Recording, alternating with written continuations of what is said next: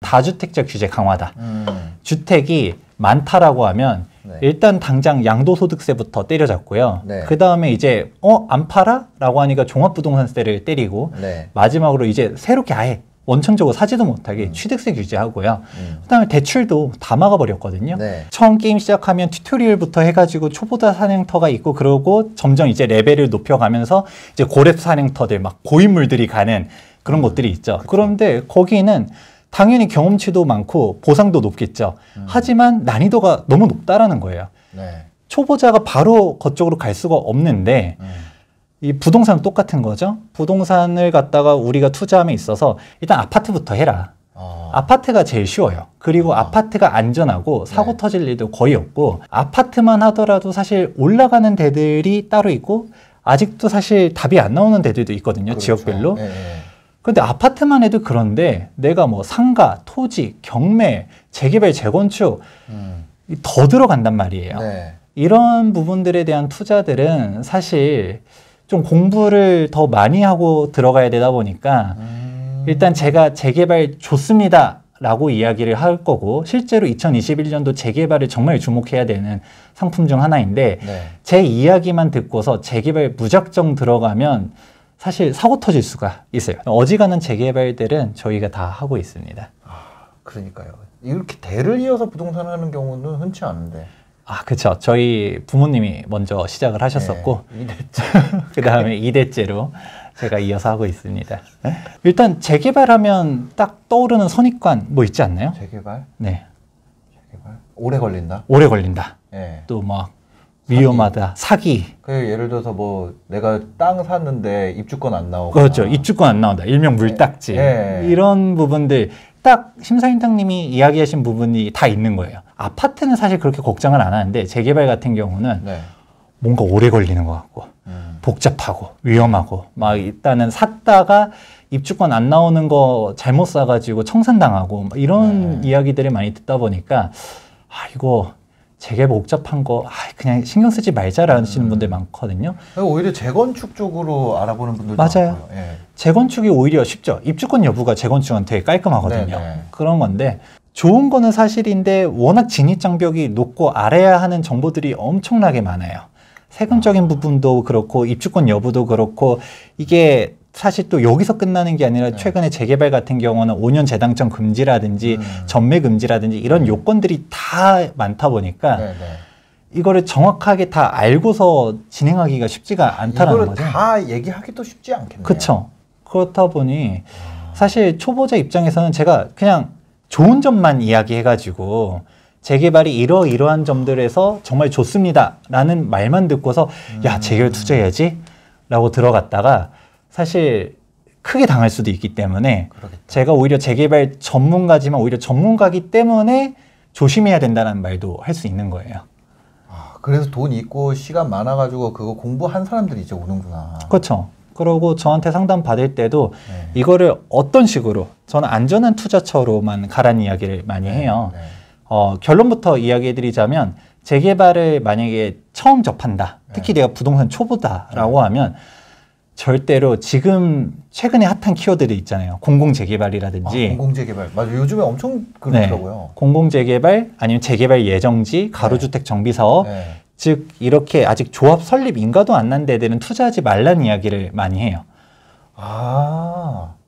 결정적인 이유는 그거예요. 그렇게 될 거라고 하고 아직 쌀 때 사야 된다 이런 얘기도 많이 있잖아요. 그렇죠. 그런 말을 많이들 하는데 이게 뭐냐면 재개발이 이제 처음 아무것도 아닌 빌라 지역 때부터 완공 때까지를 전체 프로세스라고 봤었을 때 당연히 완공이 제일 많이 올라가죠. 그러면 쭉 시간순으로 가게 되면 우리가 역순으로 가볼게요. 시간순으로 한번 가볼게요. 일단 빌라가 있다라고 하면 구역 지정이 될 거고요. 그 다음에 추진위원회가 설립되고 그 다음에 조합 설립 인가가 난 다음에 쭉 건축심의라든지 우리가 각종 인허가들을 받은 다음에 사업시 인가가 나요. 그 다음에 감정평가 받고 평행 신청한 다음에 이제 관리처분 인가가 났고요. 그 다음에 이주 철거하고서 그 다음에 일반 분양도 하고 그 다음에 이제 준공이 나는 전체 프로세스 중에서 관리처분 인가가 났어 라고 하면 야 이거 재개발로 인하면 8분 능선 다 넘은 거라고들 많이 이야기하거든요. 그렇죠. 관리처분인가 나면은 이제 게임 끝났다. 어우, 잘 아시네요. 그러잖아요. 관리처분인가 나도 입주 때까지 올라가는 게 정말 많아요. 그래도 먹을 게 있어요? 그럼요. 그렇게 해서 올라가는데 사람들이 너무 후반 되면 먹을 게 없다라고들 그러더라고요. 많이들 생각하는데 네. 근데 이게 반대로 말하면 그만큼 내가 시간에 돈 주고 산 거죠. 당연히 초기 단계보다는 비싸겠죠. 근데 네. 그 정도는 내가 안전한 이제 리스크를 갖다 좀 더 줄이고 싶다, 시간적인 거를 낮추고 싶다라고 하면 후반 후반 단계인 데일수록 좋아요. 그런데 그러면 나는 좀 더 초기 갈 때 네. 절대 넘어가지 말라고 하는 선이 하나 있는데 뭔가요? 그게 언제냐면 조합설립 인가예요. 아. 최소한 부동산 투자를 진짜 고수분들이면 상관없어요. 내가 리스크를 다 알고 네. 인지하고 투자한다라고 하면 정말 대박은 그 전에서 나긴 하는데 네. 근데 내가 재개발 투자를 처음 해보겠다. 진짜 뭐 남의 말만 듣고 하는 게 아니라 네. 일단 이 분야를 처음 진입한다라고 하면 정말 누누이 강조드리고 제가 어느 채널을 가더라도 항상 말하는 게 조합설립 인가 이후에 투자를 해야지 네. 조합설립 인가도 나기 전 지역들을 투자하면 이거는 아무것도 아닐 수가 있어요. 뭐 아님 도예요. 그 구역 지정도 안 된 것부터 하는 분들도 있더라고요. 그쵸. 그러니까 이게 정말 큰 문제예요.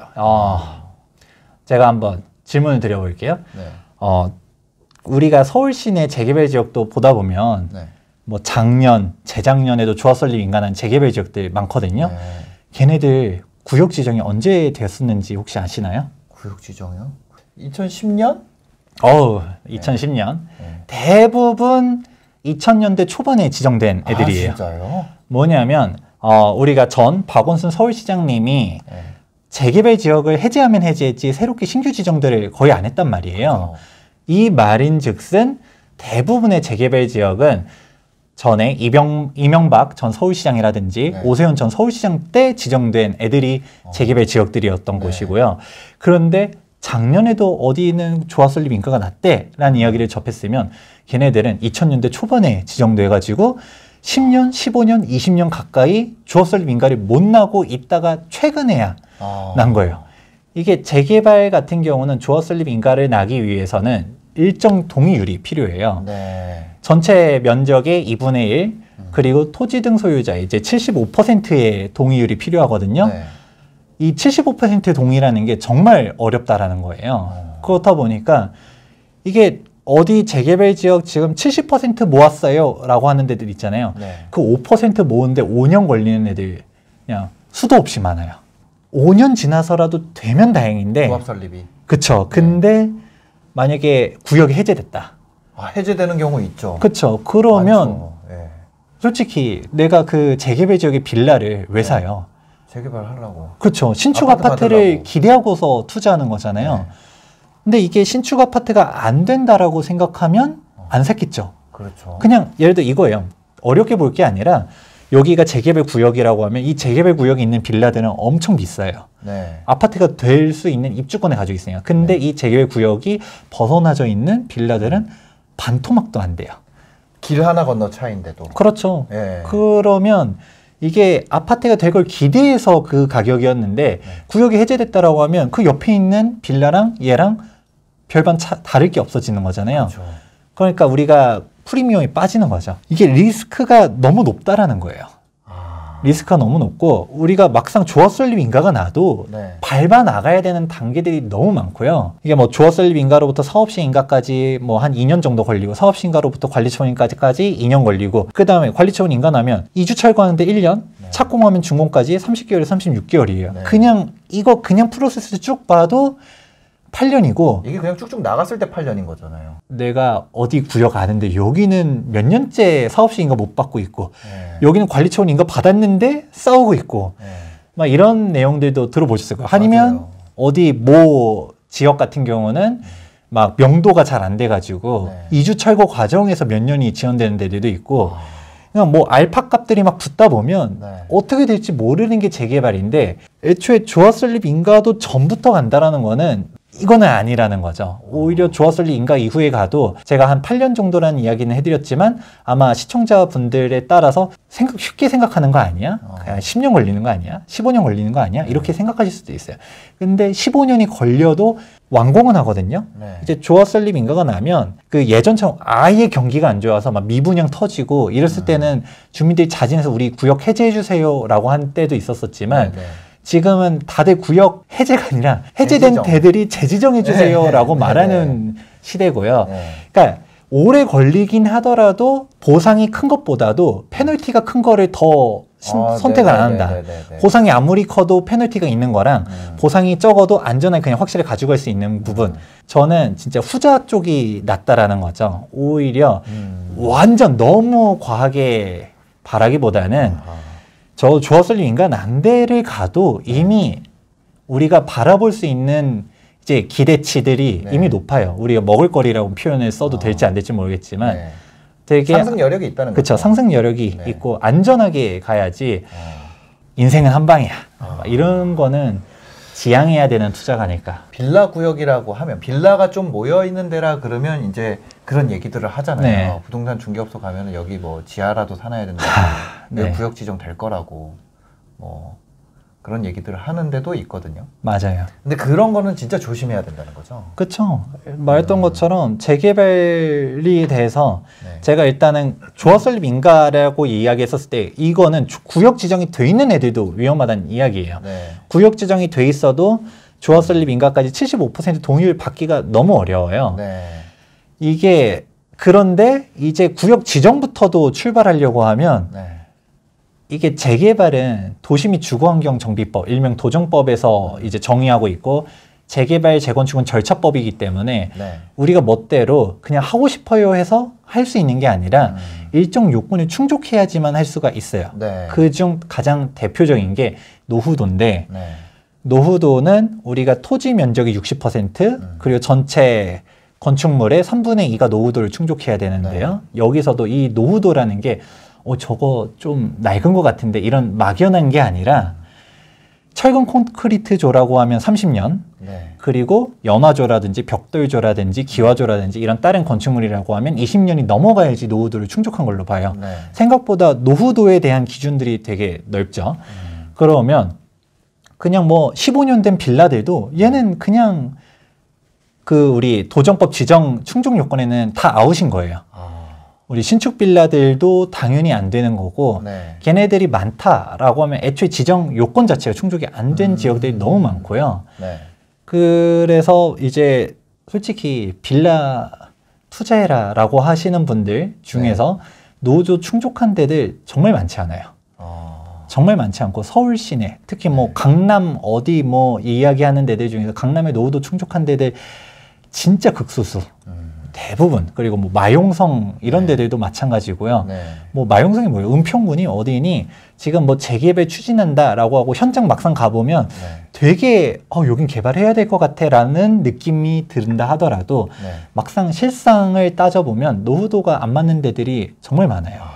노후도를 충족해도 접도율이라든지 과소필지라든지 요건들이 다 있는데 이런 요건들을 충족 안 하면 애초에 구역 지정 자체가 불가능해.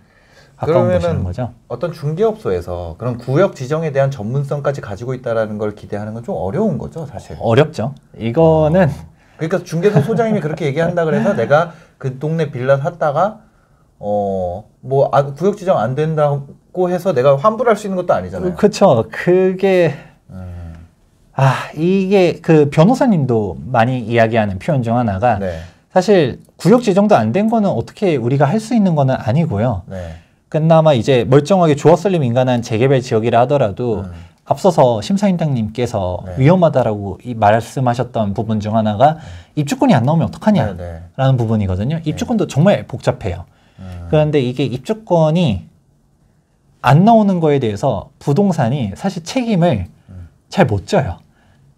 너가 그냥 이걸 빌라를 산 건지 이거 입주권, 조합원 입주권이 나오는 건지 그걸 이게 책임 소재가 불분명하기 때문에 항상 특약에다가 나는 지금 재개발 입주권을 매수하기 위한 매매 계약이다 라는 거를 명기하는 게 그게 정말 중요한 팁인 거예요. 그래야지 매도자가 이게 조합원 입주권이 안 나오는 걸 알면서도 고지를 안 하고서 매도하는 경우에는 그렇게 책임 소재를 물을 수가 있고, 이제 중개업자 자체한테도 나 조합원 입주권을 매매하기 위해서 샀지 그냥 그 빌라를 노후원 빌라를 살 이유가 없잖아요. 네. 그렇기 때문에 특약에다 꼭 명시를 해놔야 나중에 책임 소재를 물을 때 야 나는 이거 입주권 나온다는 이야기 안 했어. 너가 그냥 사고 싶다라고 해서 산 거지 라는 말이 안 나옵니다. 그리고 재개발을 처음 해보는 사람들은 이게 입주권이 언제 나오고 조합원 신청이 언제 하고 이걸 모르잖아요. 그렇죠. 그럼 그거를 자기가 알아서 챙겨야 되는 건가요? 근데 그게 불가능한 거예요. 이거는 뭐라고 얘기하지? 그냥 한쪽 귀로 듣고 한쪽 귀로 흘려 들으세요. 이거 외우려고 하면 절대 안 돼요. 네네. 우리가 기본계획 수립일이라는 개념이 있어요. 네. 그게 2010년 7월 15일을 기준으로 해가지고 이 전이면 일명 서울시 구조례라고 말하고요. 후면 신조례라고 말해요. 이게 구조례냐 신조례냐에 따라서 입주권 기준이 일단 다 다르고요. 네. 근데 대부분 서울시 같은 경우는 90% 이상이 구조례로 가요. 네. 그래서 구조례 기준으로만 말씀드리자면 일명 우리 토지로도 입주권 나오는 기준들이 있거든요. 네.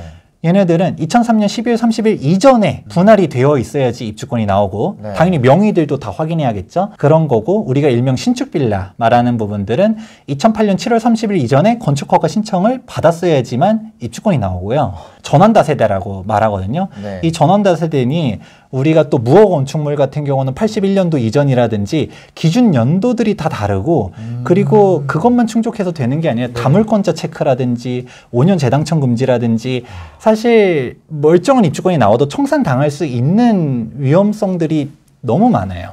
이런 것들을 개개인이 다 공부할 수 있냐라는 거는 저는 불가능이라고 보고요. 그냥 이거는 그럼 어떻게 거래를 해요? 라는 게 현실적인 문제죠. 예, 근데 이거에 대해서 부자들이 인기가 있다라는 건 뭔가 해결책이 있다는 거 아니에요? 그렇죠. 일단은 부자들은 그렇게 아무한테나 사지 않아요. 그래도 책임져 줄 수 있는 그런 전문 지식을 가진 분들을 통해서 움직이지 그냥 뭐 현장 부동산 가가지고 막 이거 뭐 물건 있어요? 해가지고 그냥 주는 대로 가격 싸다. 애초에 가격이 싸면 이상한 거죠. 좀 그렇죠. 나만을 위한 보물 같은 물건이 어떻게 존재할 것이냐. 약간 하자가 있으니까 싼 거일 수가 있거든요. 그런 의심들을 해야 돼요. 아파트는 어렵지 않아요. 제가 그래서 가장 처음에 우리가 게임 같은 경우도 튜토리얼이라든지 가장 초보자 사냥터 했을 때 아파트가 가장 쉽다는 이야기들 했었잖아요. 아파트는 우리 등기부등본도 사실 안 떼보는 사람들이 정말 많아요. 솔직히 하자 있을 리가 거의 없고요. 이거는 부동산에서도 뭐 그냥 다 체크해주고 그냥 문제 생길 일은 거의 없어요. 근데 재개발은 사실 봐도 모르는 경우들이 태반이고요. 이게 아니고 현장 부동산에 찾아가더라도 조금 우리가 안심하고 거래할 수 있는 팁을 하나 드리자면 이건 그럼 누가 체크해야 돼? 라는 거는 중개사가 알아야 되는데 이 중개사분들이 이걸 정확하게 알기가 쉽지가 않고요. 알아도 이게 일단 이거를 단적으로 뭐라고 얘기하냐면 사실 구청이랑 조합도 잘 몰라요. 입주권 여부를. 조합이랑 구청도 잘 모르고 관리처분 직전 돼가지고 넣었는데 시에서 빠꾸 먹이는 경우들이 있거든요. 한국감정원에서 이제 분양 자격들 쭉 체크를 해요. 근데 이거 대상자 아닌 건데 조합에서 잘 모르고 넣었네? 이거 아웃이야. 이거 너 빼! 라는 부분들 역으로 그때 가서 나오는 경우들도 있고 조합도 잘 모르고 그리고 구청이라든지 뭐 시에다가 그래도 시는 좀 잘 아는 것 같지만 구청에다가 물어봐도 그 담당자분들이 잘 몰라요. 그냥 원칙론적인 부분들만 이야기하다 보니까 그럼 누굴 믿어야 되라는 건데 근데 중개사를 믿자니 참 그렇다는 이야기 있잖아요. 근데 사고가 터지면 우리가 민사로 갔다가 걸었었을 때 그 부동산에서 책임을 져줘야 되는데 소송 걸었는데 그 대부분 부동산들이 영세예요. 그러면 재산이 별로 없거든요. 그러면 내가 승소해도 받을 게 없잖아요. 저 여기 마음에 드는데 혹시 사장님 재산이 얼마나 되세요? 이렇게 물어볼 수는 없죠. 그러니까 이거를 좀 애둘러서 좀 잘 물어볼 수 있는 게 그 부동산 사장님을 띄워주는 거죠. 사장님 어떻게 이렇게 이 구역을 잘 아세요? 정말 대단하세요. 혹시 조합원이세요? 라고 말하면 yes or no 둘 중 하나가 나오겠죠. 조합원 부동산을 가야 된다. 그러면 어디 구역의 조합원이라고 하면 적어도 내게 설령 물딱지를 하더라도 저분의 아파트 입주권이 담보 재산이 될 수는 있겠구나. 그냥 이런 거예요. 이게 너무 극단적으로 이야기한 표현일 수도 있고 네.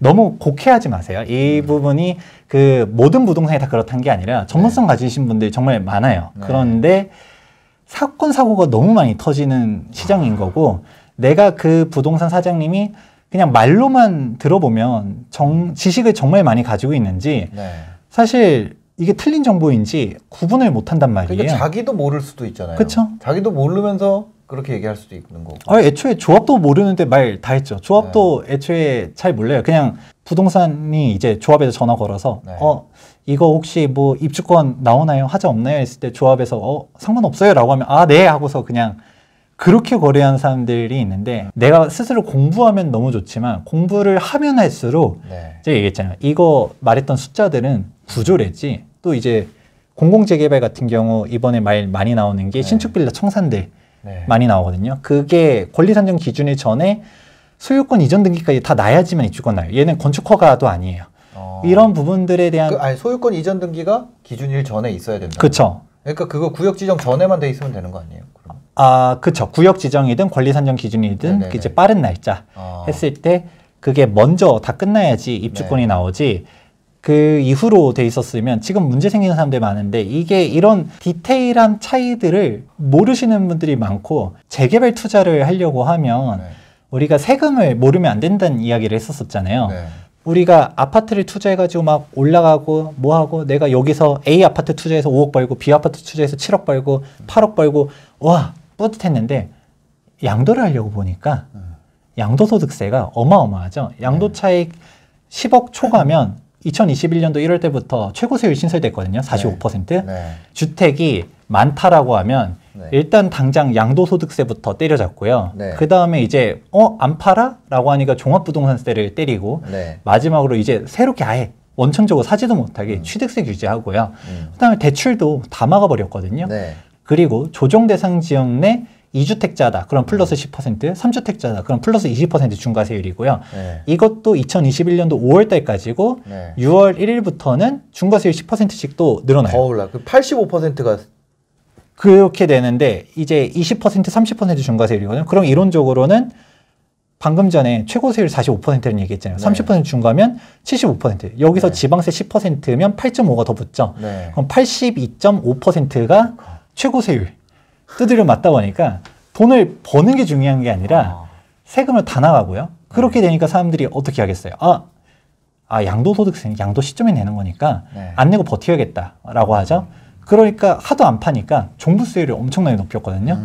종부세 같은 경우도 조정대상 지역 내 2주택자, 전국 3주택자라고 하면 2021년도 6월 1일자 같은 경우는 지금 세율 자체가 1주택자 세율과 다주택자 세율이 2배 차이가 나요. 버틸 수가 없고 작년에 종부세 내봤는데 뭐 낼만 하던데 라고 하시는 분들은 그 종부세율표 잘 보시면 작년에 다주택자 세율이 지금 올해 1주택자 세율이에요.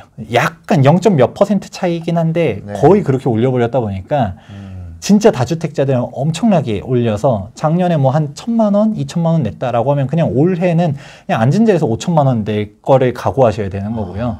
상담하다 보면 그냥 8,000만 원, 1억 종부세로만 내시는 분들도 생각보다 많아요. 그렇게 되다 보니까 종부세도 답이 없어. 뭐 이런 식으로 막 쭉 있는데 일단은 세금들을 갖다 이렇게 규제를 많이 하면 사람들이 일단은 그렇게 생각할 거예요. 우리가 단순하게 생각하면 정부가 다주택자들 이렇게 옥죄고 팔라고 하고 그럼 팔아야 될 거 아니야. 또 우리 뉴스 기사들 보면 막 그러잖아요. 부동산 가격이 올랐다를 아직도 정신 못 차렸네. 세금 더 올려야 돼. 혹은 막 부동산 가격이 올라갑니다라고 하는 영상들 보면 막 댓글에 욕이 막 반이 달려 있죠. 그렇죠. 야, 지금 이 사회는 정상이 아니다. 사실 정상이 아닌 건 맞거든요. 그런데 이렇게 해가지고 말이 되냐? 세금 더 올려야 된다. 지금 막 매물 터진다라고 말을 해요. 일단은 지금 현재 투자를 하려고 하시는 분들, 자산가들이 내가 부동산 투자해가지고 막 몇 배를 뻥튀기 하고 이런 생각 많지 않아요. 현금을 내가 5억 가지고 있고 10억 가지고 있고 그런데 이거를 은행에 일단 넣으면 안 된다가 첫 번째거든요. 은행에 넣어놓으면 그냥 현 정부의 정책을 지지하든 지지하지 않든 다 떠나가지고 적어도 현 정권에서 너무 돈을 많이 푼다라는 거는 보인다라는 거죠. 그건 정해져 있잖아요. 거의 그렇죠. 정해진 수순이죠, 그거는. 금리가 너무 낮고 네. 우리가 뭐 예금 금리 같은 경우 1점 몇밖에 안 되고요. 그 다음에 수시 입출금식 통장으로 있다라고 하면 0.1%밖에 금리가 안 되거든요. 네. 그냥 뭐 5억 넣어놔도 뭐 찍히는 게 얼마 안 돼요. 오히려 마이너스죠. 네네. 오히려 사실 실질적인 인플레이션 생각하면 마이너스인데 우리 서울만 같은 경우만 하더라도 네. 3년 전에 아파트 가격과 네. 지금의 아파트 가격 천지 차이이고 3년 전에 5억으로 할 수 있었던 선택지와 지금 5억으로 할 수 있는 선택지가 너무 다 달라졌어요. 네. 그렇다 보니까 일단 돈을 어떻게 할 수는 없겠다. 그래서 뭔가 부동산을 사려고 하는데 그 대표적인 실물자산. 네. 사실 여러분들 부동산 꼭 안 하셔도 돼요. 주식이든 뭐든 사실 현금으로만 들고 있지 않는 게 중요한데 네. 근데 아무튼 부동산 하려고 했더니 주택 수로 규제하잖아요. 그러니까 방금 전에 앞서서 뭐 양도세, 종부세, 취득세 막 이런 식으로 얘기했는데 네. 이게 답이 안 나오니까 사람들이 어떻게 해요? 일단 주택 수를 줄여야겠다라는 게 그렇죠. 일단 1차원적인 생각이거든요. 네.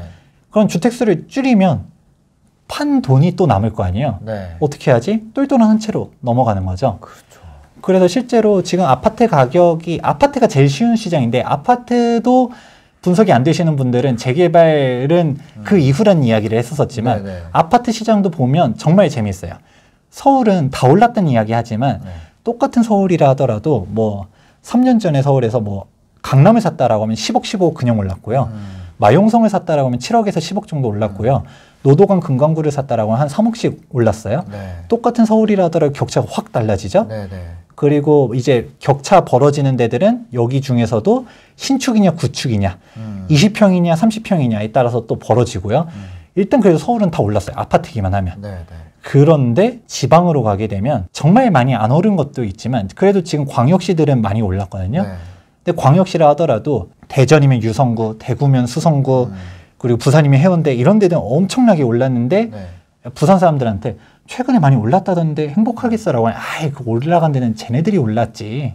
우리는 그렇게 별로 안 올랐어 하는 데들도 엄청 많아요. 네. 지방 중소도시 가면 더 심해지고요. 우리가 경기권만 하더라도 지금 파주가 10억이라는 이야기 하잖아요. 근데 파주도 GTX 라인이 있는 딱 거기 대장 아파트 3개 단지 있거든요. 네. 걔네만 비싸지 한 블록만 벗어나면 반값이에요. 이게 뭐 파주가 지방이란 표현은 아니지만 네. 우리가 서울 중심지에서 벗어나면 벗어날수록 입지에 대한 선택들이 엄청나게 치열해지고요. 네. 일명 똘똘한 한 채라는 게 무조건 서울이라는 이야기는 아니에요. 부산에 거주해야 되는 사람들 있잖아요. 부산 내에서도 제일 좋은 거 한 채, 네. 대구에서도 제일 좋은 거 한 채. 이렇게 가다 보니까 우리가 상급지를 전국의 잡아야 한다. 똘똘한 한 채화가 되는 거네요. 그쵸. 네. 대표적으로 서울 같은 경우도 많이 올랐다라고는 이야기하지만 빌라는 별로 안 올랐어요. 네. 여기서도 물론 이제 공공재개발이라든지 가로주택이라든지 이런 이슈가 불고 노후도를 충족한 데들은 많이 올랐지만 뭐 그 강남이라 하더라도 3년 전인 지금이랑 5천만 원밖에 안 올라간 빌라들이 있거든요. 네네네. 찾아보세요. 있어요. 네. 거짓말이 아닌데 그 말은 그 강남에 있는 빌라를 하더라도 안 올라가는 거는 주택 수로 규제하기 때문에 쓸데없는 주택들을 안 늘린다라는 네. 부분들로 인해서 자금이 다 한쪽으로 쏠리는 거죠. 네네.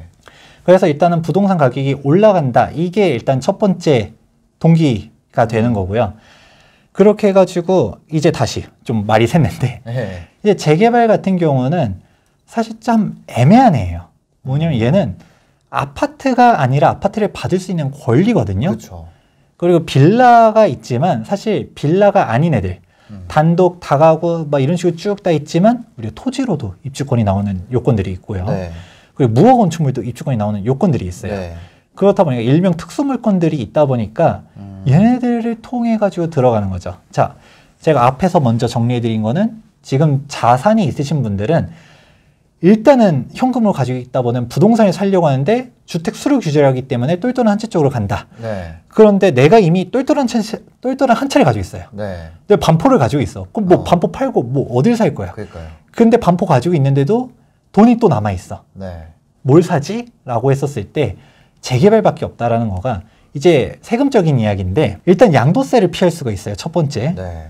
재개발 지역에 보면 특수물건들이 존재하는데 주택이 아니라도 입주권에 나오는 조건들이 있어요. 네. 토지 같은 경우는 2003년 12월 30일 이전에 분할되어야 되고 네.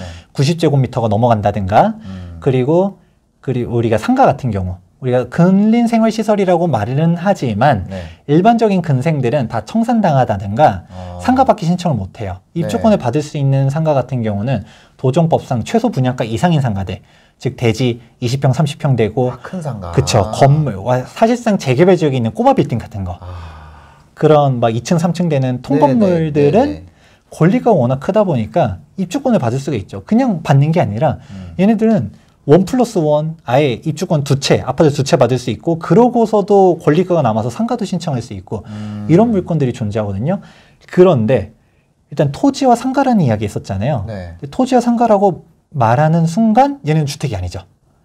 주택에 따른 규제들이 다 피해 나가요. 근생이니까. 그렇죠. 그러면 당장 우리 취득세, 다주택자라고 하면 우리 2주택자는 취득세가 8.4%, 3주택자는 12.4%인데 네. 토지, 근생, 이런 상가 같은 경우를 산다라고 하면 주택 외 세율인 4.6% 취득세고요. 그리고 양도소득세 자체도 우리 다주택자 중과세율 안 붙어요. 그냥 일반 양도소득세율로 가요. 네. 그게 일단 첫 번째. 근데 이런 특수물건들 중에서 하나가 더 있어요. 뭐냐, 무허건축물. 무허건축물, 일명 뚜껑이라고 말하거든요. 네. 왜냐하면 갑자기 웬 뚜껑 하는데 우리가 솥 단지가 있다라고 하면 네. 솥이 중요해요? 솥뚜껑이 중요해요? 솥이 중요하죠. 네. 건축물이 있다라고 하면 땅이 중요해요? 건물이 중요해요? 땅이 중요하죠. 땅이 중요하죠. 맞아요. 그건데 땅이 없어요. 무허가 같은 경우는 그냥 남의 땅 위에다가 네. 그냥 막 지어놨는데 이것도 그냥 무허가라고 다 살면 되는 게 아니라 네. 도정법상 입주권이 나오는 무허가 같은 경우는 우리가 구조를 기준으로 기존 무허 건축물이라고 말하거든요. 그 81년도 전에 양성화를 시킨 무허 건축 확인원이 있다든가 네. 항책 사진이 있어야 되고 실제로 사실상 주거로 사용하고 있어야 돼요. 이런 요건들이 다 충족한 무허 같은 경우는 입주권을 줘요. 네. 얘는 땅을 안 가지고 있잖아요. 네. 일단 사실 주택이라고 보기에 좀 애매해서 얘는 취득세가 4.4%예요. 정확하게는 4.6%가 맞지만 대부분 무허가들은 85제곱미터가 안 넘거든요. 네. 농특세 0.2가 빠져서 4.4고요. 그리고 이 무허 같은 경우는 종부세가 안 붙어요. 일단 재산세가 안 나오기 때문에요. 네. 간혹 무허가인데 재산세가 부과되는 무허가들도 있긴 하지만 네. 대부분 무허가들은 재산세가 부과가 안 돼요. 그냥 토지 사용료라든지 점용료라든지 이런 식으로 내는데 네. 그러니까 지금 다주택자들이 일단은 샀다 하더라도 종부세 때문에 버틸 수가 없는데 앞서 말했던 토지, 상가, 무허가는 종부세에서도 벗어나는 게 네. 일단 두 번째 포인트. 근데 양도소득세는 무허가는 일단 주택이에요. 양도할 때는. 그렇죠. 무허가 주택도 주택이기 때문에 양도소득세는 과세가 돼요. 네. 그러니까 이런 세금적인 것들을 일단은 또 알아야 되고 또 우리가 살 수 있는 부분들로 갔을 때 자, 근데 이 영상들을 보고 계시는 아마 시청자분들은 네. 야, 이런 것들을 어떻게 사 싶을 수 있을 거예요. 막 보니까 막 제가 일부러 막 아무거나 다 살까봐 네. 청산되는 요건들도 쭉 얘기를 해드렸단 말이에요. 네, 그러니까 네, 네. 이거 불안해서 사겠어? 라고 하는데 이런 물건들이 만약에 어렵고 복잡할 것 같다 라고 하면 그냥 멀쩡한 빌라를 사면 좋지만 빌라는 세금이 너무 세잖아요. 네. 그래서 관리처분 인가가 나면 우리가 입주권으로 바뀌거든요. 네. 우리가 통상 재개발 재건축 입주권이라고 말하지만 엄밀하게 말하면 입주권의 표현은 틀렸어요. 입주권을 받을 수 있는 권리고 네. 그냥 도로를 거래하는 거고 상가를 거래하는 거고 주택을 거래하는 건데 네네. 관리처분 인가가 나면 세법상 입주권이라고 정식 명칭이 바뀌어요. 네네. 그럼 입주권을 사게 되면 아까 심사임당님께서 이렇게 세금 공부를 많이 하신 것 같은데 입주권도 주택수에 들어간다는 표현 하셨었잖아요. 네네네. 맞아요. 그게 맞는데 이 입주권은 성격이 참 애매해요. 입주권 자체는 다른 주택을 계산할 때는 주택수에 들어가는데 네. 입주권 자체는 주택을 받을 수 있는 권리다 보니까 네. 얘는 일단은 권리지 주택이 아니에요. 얘는 입주권 자체를 매도할 때는 일반 세율이다라는 게 핵심이에요. 내가 그럼 그 입주권을 취득할 때는 주택인가요? 이제 여기서 또 하나 포인트가 생기는데 네. 정말 좋은 질문 해주셨어요. 네. 관리처분 인가가 낮다라고 하면 일단 세법상은 입주권이지만 네. 이게 지방세법상 입주권의 정의는 멸실이 돼야 입주권이에요. 그냥 건축물이 철거되기 전까지는 주택이에요. 네. 그래서 계속 우리가 뭐 관리처분 인가 났어도 아직 건축물이 있다라고 하면 그냥 8.4%, 12.4% 취득세를 내야 되는데 멸실까지 되면 토지분 취득세 4.6으로 가요. 그리고 멸실이 됐다라고 하면 건축물이 사라졌잖아요. 애초에 재산세 자체가 토지분 재산세만 나오지 주택분 재산세가 안 나와요. 그 주택이 없으니까. 그렇죠. 그러니까 당연히 종부세 대상에서도 빠져나가겠죠. 그리고 관리 처분된 이후에 멸실까지 됐어요. 그 멸실이라는 건 헐었다는 거고. 그렇죠. 그럼 헐은 그 토지를 사도 먹을 게 남아 있나요? 그렇죠. 아 진짜요? 그래서 이게 그런 쪽으로 돈이 갈 수 있겠구나. 네. 이거 토지니까 이건 대출도 되겠네요. 그건 안 돼요. 그건 안 돼요? 그건 안 돼요. 일단은 다주택자라고 하면 묘하네. 대출 규제는 생각보다 좀 까다롭기 때문에 그래서 요즘 부동산이 어려운 거예요. 내가 막 재개발에 대한 입주권도 알아야 되는데 세법도 알아야 돼, 대출 규정도 알아야 돼 라고 하는데 결론부터 이야기해드리자면 대출은 1주택자까지만 돼요. 1주택자까지. 원칙적으로는 무주택자면 되는데 1주택자라고 하면 처분 조건부로 대출을 받을 수가 있어요. 여기서 받는 대출은 어떻게 아직 나 여기 땅인데 나 주택 처분하면 네. 근데 그것도 어쩔 수 없이 법으로 그렇게 돼 있다. 그것도 중요한 거예요. 뭐냐? 우리가 지금 조정 대상 지역 내 주택을 살 때 대출을 받는다. 내가 A 주택이 있는 상태에서 B 주택을 주담대를 받아서 매수를 해요. 그러면 이제 6개월 이내에 종전주택을 처분하라고 해요. 그죠. 그럼 6개월 이내면 너무 짧잖아요. 그런데 재개발은 사실 이 우려를 벗어낼 수가 있어요. 뭐냐. A 주택을 가지고 있는데 우리가 B 입주권을 샀어요. 우리가 이주비 대출, 중도금 대출을 받으려고 했을 때 종전주택 처분 조건부를 걸어요. 근데 6개월 내에 처분하라고 하면 그러면 나는 완공될 때까지 나는 내 집 팔고서 전월세로 살아야 돼? 라는 문제가 생길 수 있겠죠. 여기서 가장 중요한 포인트가 등기로부터 6개월이에요. 이 건축물이 완공까지 막 30개월, 36개월 걸린다는 이야기 했잖아요. 준공이 떨어져요. 그 준공으로부터 6개월도 아니고요. 준공 나고서 등기가 날 때까지 한 일반적인 재개발 지역들, 재건축 지역들 한 1년 정도 걸리거든요. 등기가 나면 등기로부터 6개월이기 때문에 처분 기간이 되게 길어요. 종전주택을 대출을 받아도 그런 부분들은 되고요. 근데 이것도 1주택자만이지 다주택자들은 이게 안 된다라는 부분들도 있습니다. 어렵네요. 그러니까 토지에서도 또 먹을 게 남았다. 그렇죠. 자, 이제 중요한 거는 먹을 게 남았다는 표현이 상스럽긴 하지만 우리가 서울 부동산 엄청나게 올랐는데 지금 더 오른다라고 하니까 막 막막한 거예요. 그런데 이런 건 있을 수도 있어요. 그래, 방향성은 더 올라갈 것 같아. 근데 내가 지금 이 가격을 지불하고 들어가서도 투자 수익이 남을 만큼 올라갈까? 라는 거는 의문이 들 수가 있어요. 지금 우리가 뭐 마포, 성동구 이런 데들만 하더라도 지금 33평 신축 아파트 가격이 뭐 18억, 19억 막 이렇게 움직여진단 말이에요. 20억 찍었다 그러더라고요. 그렇죠. 신축 우리가 뭐 신촌 그랑자이 막 이런 데들 같은 경우 막 20억 막 얘기하고 20억 실거래 찍혔다고. 그렇게 하면서 막 이야기 나오는데 지금 내가 20억에 사서 얼마를 벌어야지 만족할까요? 20억을 하려면 내가 돈을 얼마를 넣어야 되는데 내가 대출도 다 안 나오거든요.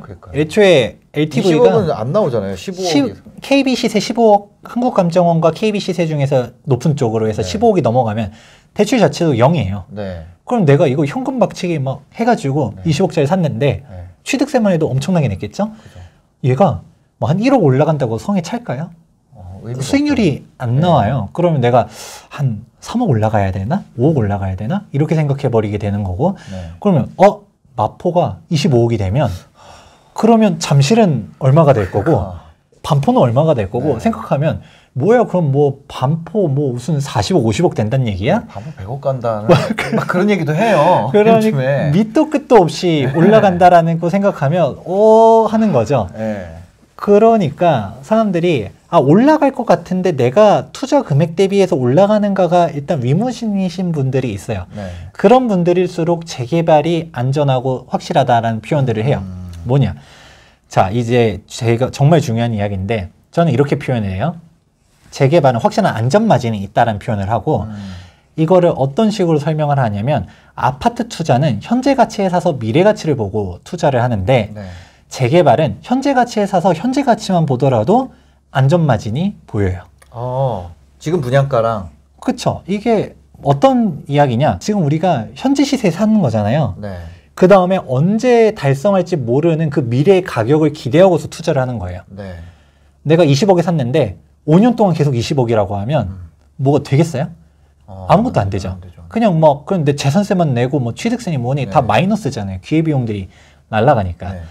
내가 지금 현재 매수했었을 때 지금 현재 초기 투자금이라고 표현을 해요. 초기 투자금에 조합원 분양가를 생각하게 되면 분당 금액도 나중에 한 3억이든 내야 되는 거거든요. 그 분당 금액까지 다 감안한 금액을 총매가라고 표현을 해요. 그럼 총매가가 나왔었을 때 예를 들어 마포에 있는 모 재개발 지역이 지금 현재 총매가가 15억이래 라고 하면 야 15억 미쳤어 라고 했는데 마포에 있는 신축 아파트 가격 보니까 얘는 20억이야. 그러면 얘가 완공까지 기다리기만 해도 5억은 올라갈 게 눈에 보이겠죠. 그렇죠. 그리고 이게 5억만 올라갈까요? 이 마포 가격이 이 20억짜리가 안 올라간다 하더라도 재개발이 완공될 때까지 우리가 뭐 6년, 8년이라는 시간이 지나는 동안 얘는 지금은 신축이었지만 이제 신축 타이틀들이 조금씩 떨어지겠죠. 그러겠죠. 대표적으로 마포를 예를 들었으니까 마포에서 마포 레미안 푸르지오가 계속적으로 대장이었거든요. 근데 대장 타이틀을 뺏겼죠. 그죠. 신촌 그랑자이로. 신촌 그랑자이가 입주하기 6개월 전부터 마레프 가격을 이미 넘어섰고요. 입주를 시작한 순간부터는 그냥 마레프를 이미 뛰어넘어가지고 가격대들이 몇 억이 더 붙었어요. 그래서 물론 이제 마포에 그 마레프 이전에도 신축 아파트들이 있었지만 마레프의 아성을 뛰어넘을 정도로 입지가 좋고 대단지고 초역세권이고 이런 단지들은 없었었는데 신촌 그랑자이가 그 아성을 깬 거죠. 그런 것처럼 일단 신축이다라고 하면 기존에 얘네보다 더 비싸지겠다라는 것도 있던 거죠. 그러면 완공 때까지 5년 동안, 8년 동안 이 마레프든 신촌 그랑자이든 1원도 안 올라갈까요? 1억 밖에, 1억 밖이라는 표현을 쓰기에 참 그렇긴 하지만 솔직히 20억짜리 샀는데 1억밖에 안 올라가면 씁쓸하겠죠. 그런데 1억만 올라갔다 하더라도 나는 안전마진은 5억을 받는데 6억이 되겠네? 오히려 얘가 신축이면 또 입지도 괜찮다면 그 알파도 될 수 있겠네? 이걸 보기 때문에 재개발이 가장 확실한 투자처다. 안전마진을 가지고 간다라는 표현을 쓰는 거고, 그리고 이게 재개발 같은 경우는 좀 오래 걸린다라는 게 단점이긴 해요. 우리가 한남뉴타운 하면 야 이거 언제적부터 한남뉴타운이란 이야기를 할 거예요. 저 서울에 처음 올라왔을 때 저 당국대 다녔거든요. 그 더일 있는데 그때 거기가 한남 뉴타운 얘기가 나왔으니까. 근데 아직도 한남 3구역이 이제 사업 시행인가 나고 시공 선정하고 그러고 있고요. 뭐 4구역, 5구역은 아직도 좀 멀었고요. 그런 것들 보다 보면 아직도 저는 4구역, 5구역 같은 경우는 한 8년 걸린다라고 보고 있거든요. 그러면 도대체 이게 언제적 한남이야? 라고 하면서 재개발 너무 오래 걸려? 라고 생각하지만 그 제가 말했던 안전마진이라는 표현에 뭐가 있냐면 이거는 완공되면 확실하게 벌 수 있는 돈이란 거지 부동산 시장이 올라가서 따라 올라가는 건 알파 값으로 그냥 따라가는 거예요. 한남뉴타운 5년 전인 지금이랑 10억이 달라져 있거든요. 한남뉴타운의 일반 빌라다. 여기서 빌라도 좀 구분이 되는데 한남 3구역이다 라고 했었을 때 25평밖에 못 가는 빌라다 라고 하면 한 16억, 33평 가는 빌라다라면 20억 막 이런 식으로 거래가 돼요. 왜 이렇게 비싸졌는가 라고 하면 간단한 거예요. 이 한남 뉴타운의 바로미터는 반포거든요. 반포 집값이 3년 동안 10억 올랐잖아요. 그러니까 한남 뉴타운이 3년 전에 반포 집값을 예를 들어 20억이라고 잡았었을 때 한남 뉴타운 완공되면 우리는 20억 되겠지라고 생각했었다가 반포 집값이 지금 이제 30억, 35억 하잖아요. 그러니까 한남 뉴타운 완공되면 우리도 35억 할 거야 라고 하기 때문에 안전마진은 그대로인데 이제 목표 가액들이 높아지면서 그냥 부동산 가격 상승률 따라 그대로 움직이는 거죠. 그냥 진행이 안 돼도 재개발이 진행 안 돼도 그냥 따라 올라가고 만약에 단계를 밟았다. 사업시 인가를 났다. 시공 선정을 했다. 그러면 막 2억 뛰고 3억 뛰고 막 이런 식으로 올라가는 게 한남 뉴타운이다 보니까 이런 식으로 갔다가 재개발이 그냥 어떻게 돼도 올라가는 거죠. 그냥 진행이 안 되고 그냥 가만히 있어도 구역 해제만 되지 않는 이상은 가격이 올라가고 이렇게 안전마진이 있다는 건 정말 우리가 보수적인 투자를 함에 있어서도 정말 쉬운 투자처 중 하나가 부동산 가격이 떨어지면 어떡할 거야 라고 말하시는 분들 있잖아요.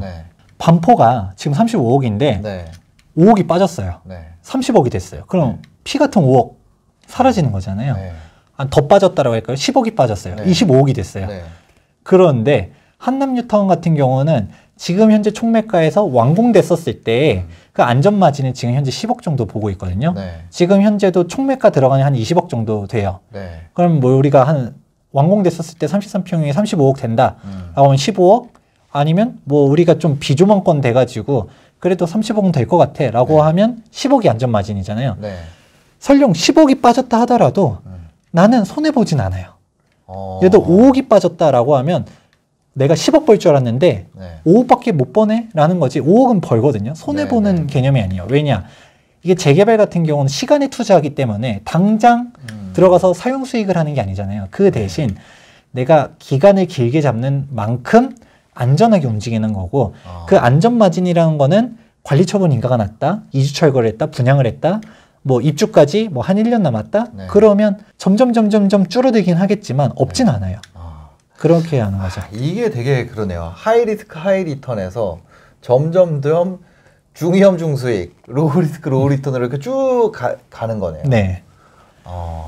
그래서 뭐 재개발이 막 위험하다라고 하면 사실 아파트 매수하는 사람들은 바보냐라고 물어볼 수 있는 거죠.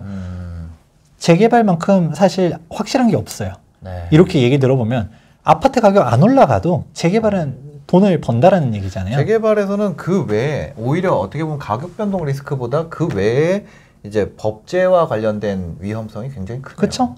오히려 그런 쪽들이 더 큰 거고 그래서 저도 얘기했었던 게 하이리스크 하이리턴 하면서 막 쭉 간다 하더라도 절대 넘으면 안 되라는 선이 조합설립인가. 이 존으로 가면 아무것도 아닐 수가 있고 이렇게 얘기해요. 그냥 되면 대박인데 안 되면 쪽박인. 이런 상품들이 조합설립인가 라고 볼 수 있죠. 그럼 보통 이제 사업시행인가 이후에 들어가는 게 좋다 이런 얘기 많이 하더라고요. 저는 조합설립인가 이후로만 가도 괜찮다는 이야기는 해요. 네네. 이거는 약간 구역마다 약간 특장점들이 있어요. 사업시행인가를 정말 한 단어로 표현하자면 각종 인허가 끝나는 게 사업시행인가예요. 네. 관청에서는 인허가, 우리가 뭐 교통영향평가라든지 사업영향평가, 이제 교통영향평가, 건축심의, 그 다음에 뭐 교육영향평가 등 우리가 각종 받는 것들 있잖아요. 네.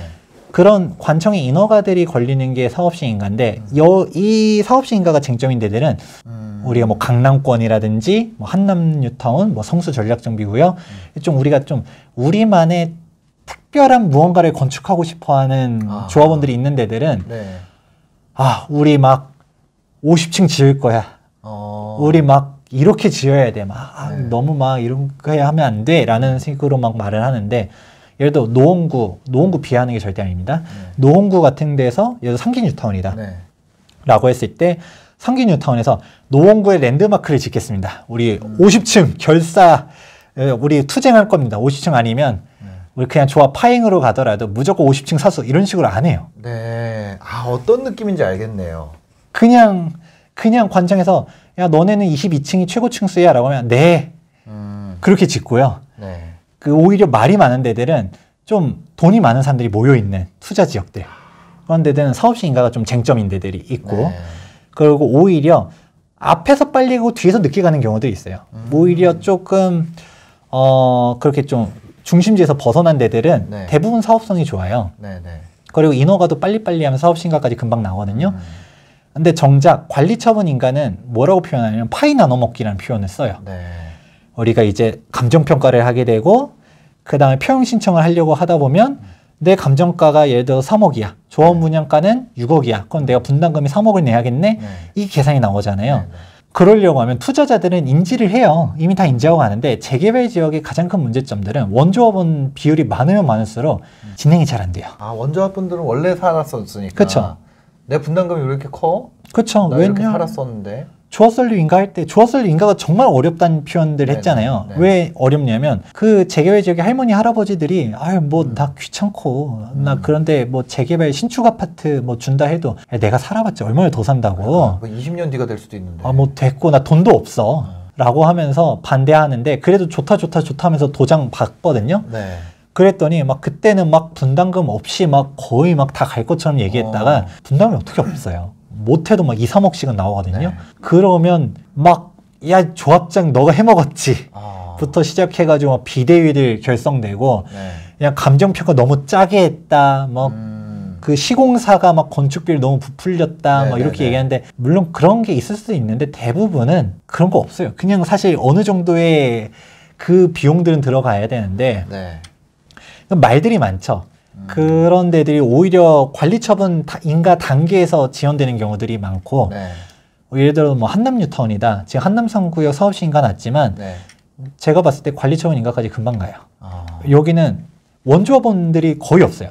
손바뀜들이 다 됐다 보니까 너무 오래되다 보니까 다 그렇죠. 들어오신 분들이 다 공부하고 들어오신 분들이라서 그렇죠. 그래서 막 분담금 뭐 지금 사실 이야기 나오는 조합 분양가들이 있는데 뭐 아마 이것까지 예상하시는 분들은 많지 않을 것 같아서 일단 노코멘트는 하겠지만 나와도 아 그래 뭐 한남 3구역 사업성 안 좋은 거 다 알고 있었으니까 그러니까 조합 분양가 뭐 5억 내라 뭐 해도 막 그냥 그래 내지 뭐 그래도 완공되면 얼마다 이렇게 보이니까 사업성이 안 좋다라는 게 그 일반 분양 세대수가 적다라는 얘기지 미래 가치가 안 좋다는 얘기는 아니거든요. 그죠. 그러니까 그래 내자 하면서 움직이는데 이게 오히려 이 사업시 인가 이후면 된다 이런 거는 아니에요.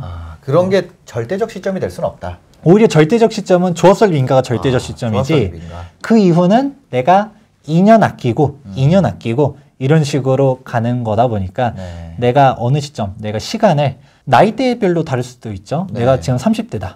지금은 당장 결혼 생각이 없다 하더라도 뭐 한 5년 뒤에는 그래도 뭐 당장 신혼집을 바로 들어가지 않는다 하더라도 2년 뒤에는 입주할 수 있는 부분들이 있다라고 하면 언제는 완공되는 게 보여야 되는데 지금 내가 30대 중반인데 아니면 30대 초반인데 8년 뒤에 완공되래 하면 야 40대 돼서 내가 입주해?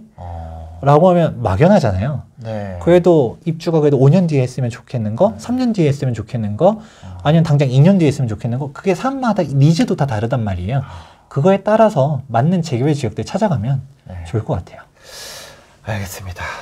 그렇죠. 뭐 우리가 경기도 하면 대표적인 재개발 지역이 우리가 성남 그리고 광명 얘기하는 사실 성남은 어지간한 서울 재개발보다 비싸고요. 현금이 한 8억 정도 있어야 되고 광명이 괜찮아요. 한 광명 9구역이 3억 후반대로 접근할 수 있고요.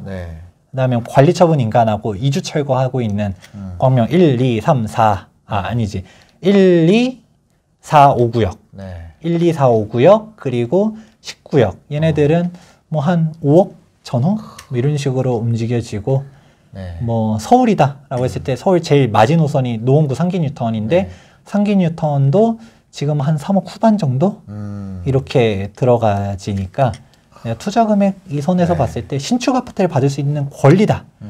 이게 가장 큰 거예요.